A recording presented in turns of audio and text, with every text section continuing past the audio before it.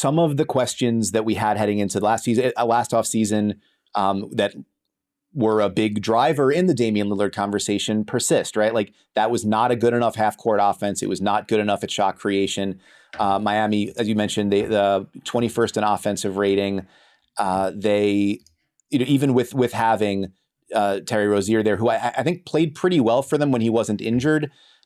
This team finished bottom 10 in the league in points scored per possession, effective field goal percentage, frequency of shots at the rim, accuracy, shooting at the rim, and maybe most damning because they constantly play clutch games, 27th in offense in crunch time. Like score was within 5 points in the last 5 minutes.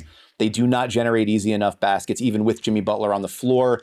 They need more pathways to creating that. And I think the big question, like the huge one hanging over this offseason now, is how do you get to that?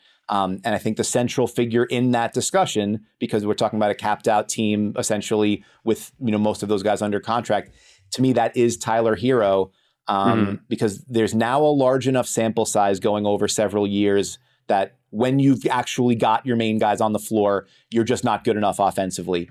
Looked this up on play-by-play stats this morning. Since 2020, nearly 3,000 minutes of Jimmy, Bam, and Tyler Hero together. They're only plus 3.9 points per 100, and their offense is below league average. Like, if that's the base you're building off of, what are you building?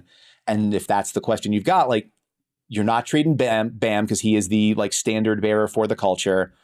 The Jimmy question is a big one. We'll talk about that. But Hero, to me, it's like, I think the league told you last summer, we don't view that guy as a star level piece, like a future all-star to build a big deal around. So then what can you do with him? I think that's going to be one of the more interesting questions in the league this summer. Miami needs to figure out what Jimmy Butler's extension talks are going to net.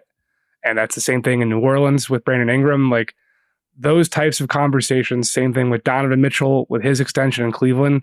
Like, you don't have to re-sign this guy right now. You don't have to come up with an extension number right now.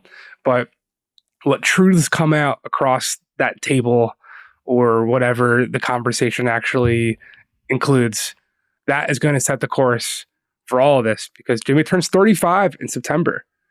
And who's to say what is going to come if you give him another 4-year, approaching $200 million contract when the injuries have already started to pile up.